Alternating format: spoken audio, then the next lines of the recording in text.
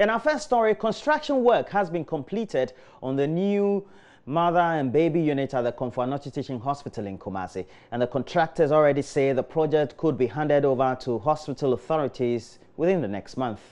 The new facility, built in 5 months, will also house the maternity, neonatal and pediatric intensive care units. First Lady Rebecca Akufo-Addo's foundation partnered the multimedia group to raise some 10 million Ghana cedis for the project. It followed a JoyNews special assignment documentary, Next to Die, which highlighted needless maternal and child deaths at the old facility. Ohim Interior has more. At least 2,000 lives will be saved every year with completion of the new MBU. The facility has additional theater and 9 birthing beds compared to 2 in the old unit, which means increased capacity for simultaneous births from 4 to 12. They would see the main nurse station. A partner at the Africa Building Partners, Eric Guinea, has been explaining to journalists the uniqueness of the project. So one way of preventing the infections was to give them more space and more equipment. So instead of sharing the cots like they're doing currently, in this case, every child will have their own individual cots. They also have been divided in 4 different rooms, which in addition of the intensive care ones is 3 additional rooms. So if there's a baby coughing, there'll be less cross-infection spread throughout the general population. Today, Komfo-Anokye has 92 admitted infants, okay? And the new building can allow up to 140 babies. Okay, so there's ample capacity for each one of them to have the appropriate space. Now this room has been designed for them, and this is breastfeeding. So when they come in to breastfeed, the cot will be rolled out from the room, deposited in front of the mother can breastfeed very comfortable, and then the baby will be taken back inside. So the mothers no longer need to move to the rooms where the babies have been admitted. Okay, there's space for about 26 mothers here. Okay, and it's all medical grade materials, so there's no bacteria, no bugs, no bed bugs. None of these can happen in this area. Okay, the number one reason was space, because there's more infants and mothers. Because there's more infants and mothers, and the space available, you've got all the cots and all the beds put together. If you don't have space to move them, it's very difficult to clean around here under the cots, under the beds. So on the new facility, having a lot more space, going to make it much easier for the janitors and the maintenance people to clean around them. Okay. Then there's different choice of materials. That old building contains, for example, tiling. The tiling allows the grouting between tiles to collect bacteria and mold, and here's vinyl throughout. So a different choice of materials and technologies will avoid this thing. According to Mr. Guinea, the handing over will take place once test running of the equipment is over. So you cannot just deliver the building and the next day you operate. There needs to be a transition period and training for that. And that's the reason why actually will be commissioned mid-January. How long will this training take, for instance? Training should not take too long, because some of the equipment, they've seen it before, they might come from different suppliers, but it should not happen long. But because we're dealing with lives, we need to make sure that it's done appropriately, and all the appropriate training, retraining, and working through the whole process is done correctly. So the impact is going to be immediate. The immediateness comes from the capacity of building the project in 5 months' time. So normally buildings take a longer time to build, so we're able to build it much faster, which is going to allow us basically to save kids faster. Actually, 100% of the construction has been finished, and about 97% of systems are done. So approximately in about 1 week, 10 days, the building is fully completed.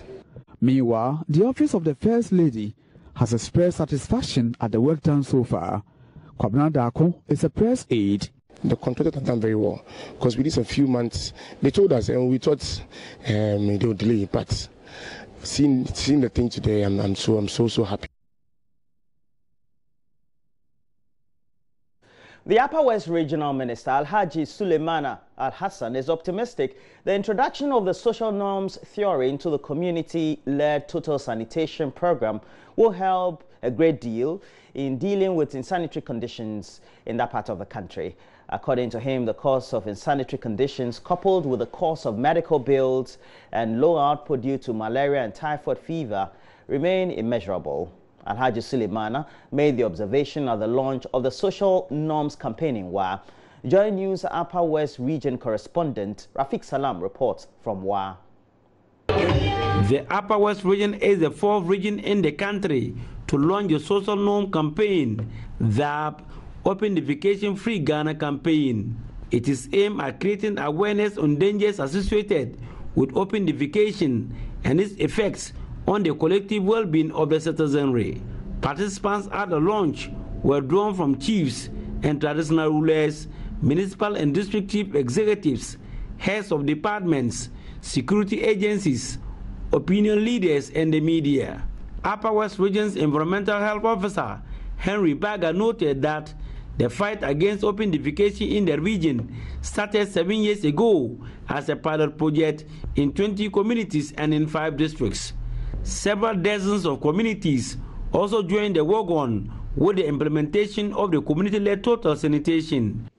414, representing 35% of the 1,167 communities in the region, have been declared ODF. This translates the reduction in open defecation from 71.9% in 2010 to 49.2% in 2014, a margin of 22.7%, which has significantly contributed to the recent ranking, placing Upper West as first in CDD UNICEF District League table. Kudos to all watch stakeholders in the region. Water, Sanitation and Hygiene Officer Ima Joan Ham, in a speech read on behalf of the United Nations Children Fund, UNICEF, appealed to the Upper West Regional Coordinating Council to put in place necessary strategies and commit resources to achieve the targets set to eliminate open defecation. With the launch of the campaign, complementing the ongoing behavior change activities in the region, I believe the region is on its way to making a turnaround in the sanitation statistics again, as all the districts have pledged to achieve their open defecation-free targets. We, as UNICEF, support the endeavors of the government to ensure that no one is left behind in the attainment of the sustainable development goals, not just in Ghana, but around the world. Upper West Regional Minister Alhaji Suleiman Al-Hassan posited that the cost of insanitary conditions coupled with the cost of medical bills and low output during malaria and typhoid fever remains immeasurable. With the introduction of the social norms theory into the CLTS, it will help sustain the results of the commitments that we have made towards declaring ODF from slipping back into open defecation practices.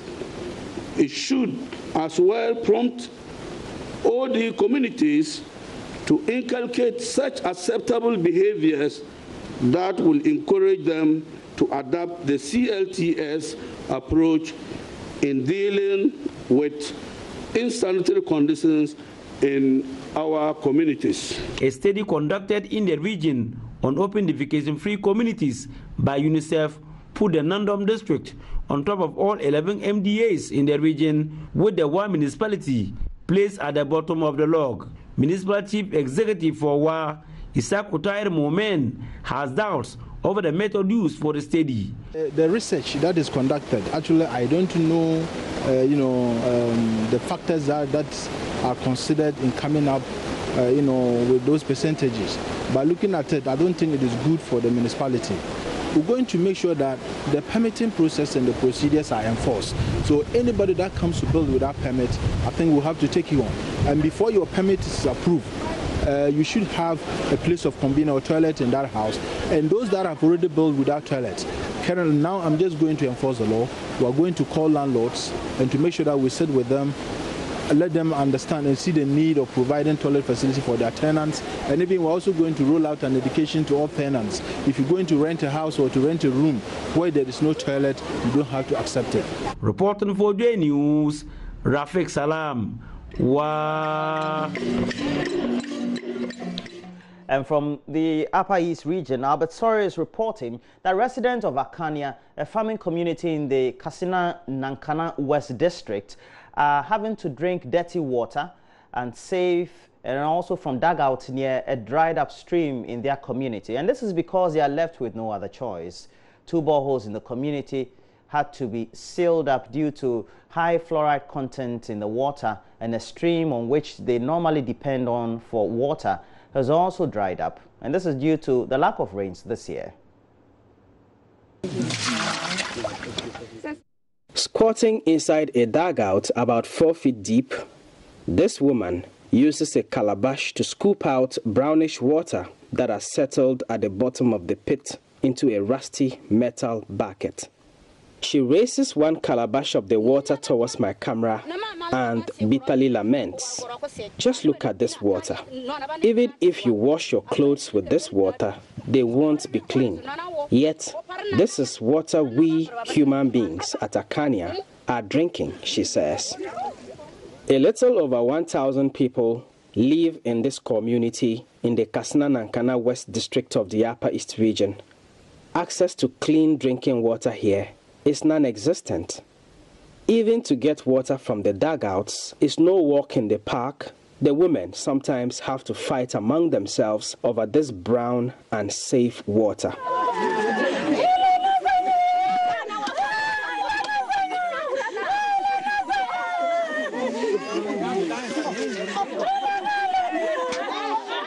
A small stream somewhere in the outskirts of the community used to provide water for about half of the dry season, which normally lasts between October and April. However, there were not enough rains in the just ended rainy season, and so the stream has already dried up. When I don't get the water, I'll go far, the 15 kilometers, and get the water. The road is no good for us, and the armed robbers in there, and the rapists is there. I want to beg the government to help us. The education of children here at Akania is adversely being affected by the lack of access to water in the community. In this dry season, we don't get water so that we bath and so that we go to school. We don't even wash our clothes. If I want to wash, I'll wash on Sunday. Unless next week, Friday, so that I'll get water so that I'll bath and I'll wash my clothes. 2 boreholes which were drilled for the community in 2012 have been sealed due to high fluoride content in the water, which made it unsafe for consumption. WaterAid Ghana has been working here at Akania for 2 years now, but their efforts to help provide the community with clean drinking water have not yet been successful due to the high fluoride deposits in the area. Dr. Chaka Uzondu is policy manager at WaterAid. We are trying to reach everyone, everywhere, with access to safe water, sanitation, and hygiene. In Akania, there are around 430 people. There are 4 neighboring communities, and the total population is around 1,045. Every single one of those persons has a right to safe water and sanitation. Now, we have a big challenge of fluoride, and I think we need leadership at the very highest level to engage this challenge.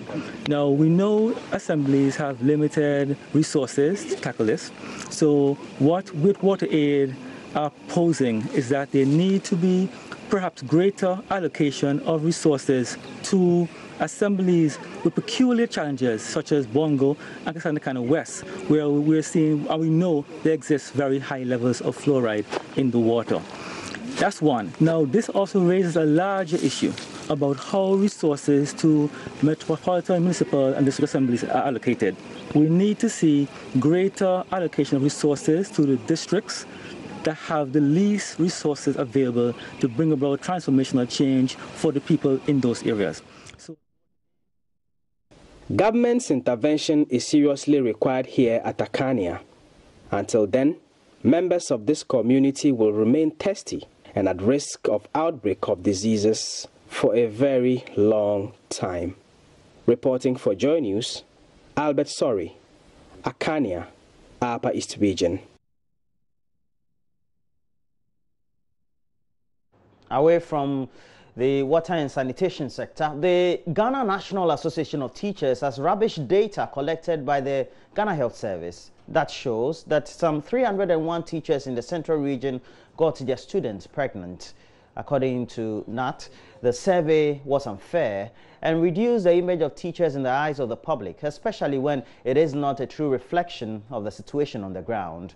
At a news conference in the Central Regional Capital, Cape Coast, on Wednesday, the Central Regional Chairman, Samuel Abedi, called on the Ghana Health Service and the Department of Gender to subject the data to careful scientific analysis before coming out in the public with them.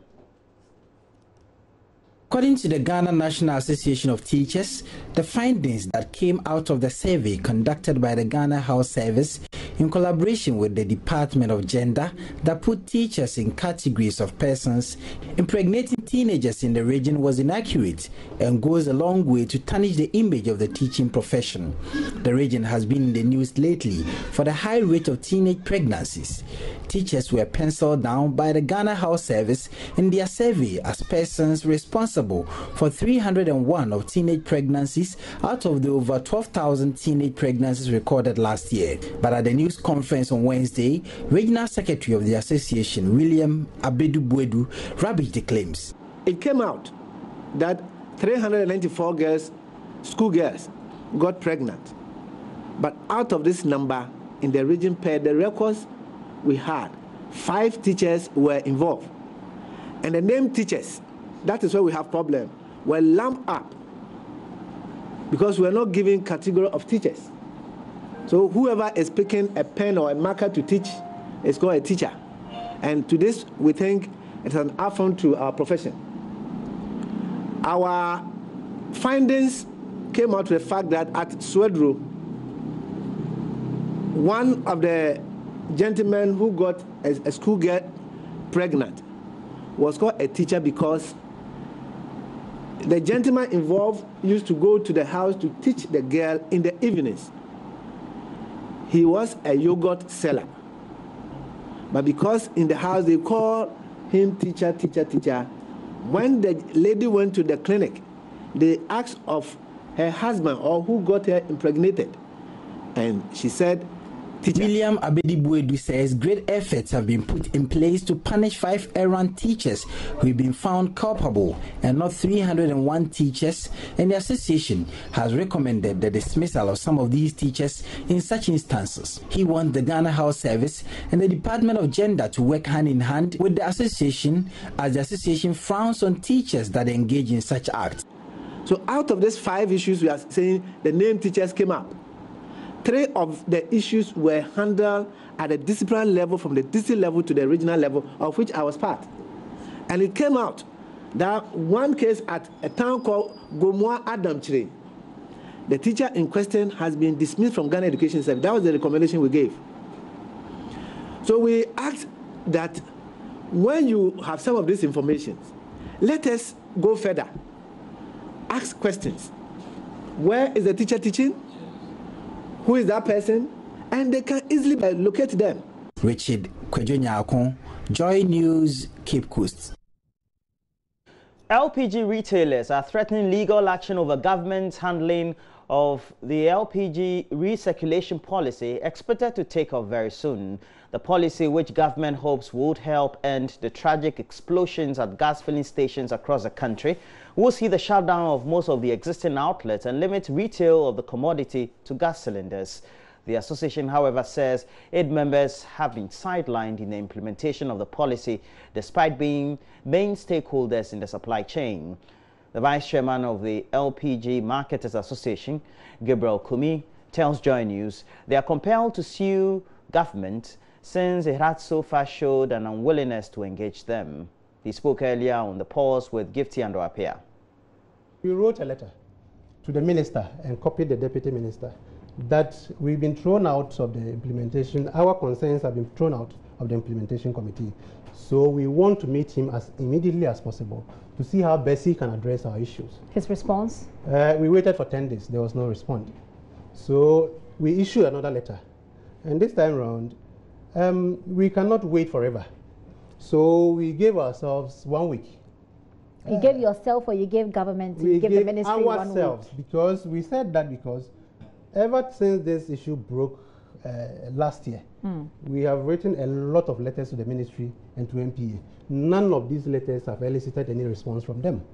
So we said, okay, the policy is gradually being pushed, and we cannot sit down forever. So let's give ourselves some timelines to work with. So we gave ourselves the 13th, which is today, that if we don't hear anything from our minister and from our authorities, we have no other option than to adopt all constitutional and legal means to ensure that our rights are protected. You are coming out with a policy on an existing industry, which has existing players. So we felt that automatically we should be migrated onto this. But you see, what makes it even more intriguing is the fact that somewhere last week, our chief executive, Mr. Hassan Tampuli, was on your network saying that from January, they are going to start issuing, what do you call it, distribution licenses to new guys, to new people. To new people. Okay. So that means that we are not going to get that automatic migration onto the platform. That means that we should also be struggling and fight like any other person to get onto this platform. But we think that we deserve an automatic migration onto the platform. We feel they are just throwing us up and down. Go here, we go there. You can't present your case here. Go back. You go there. You write to the ministry. No response. You wait for 2 weeks, 3 weeks. No response. So you're thinking of holding the consumers to ransom once again? We are not going to hold consumers. What's your next plan? We are being advised by our lawyers. Tomorrow we are meeting our lawyers in the morning, and then we are going to take good counsel from our lawyers. Okay. What are the options on the table at the moment? I don't want to jump the gun. Let's get there. Let's sit with our lawyers. And the day is also not over yet. Probably so hopefully the minister my will call good friend Amin is going to call me and say, hey guys, come and let's talk. And all you want to do is talk. We want to talk. And that's it for the latest news update we have. But please know that we're coming to you live from the digital address 0993341. And that is all you need to know as far as how you can generate your address. But if you, just in case, haven't downloaded the app, make sure that either you're using the App Store or the Play Store, you go there and download the Ghana Post GPS, and then you get also to have your digital address.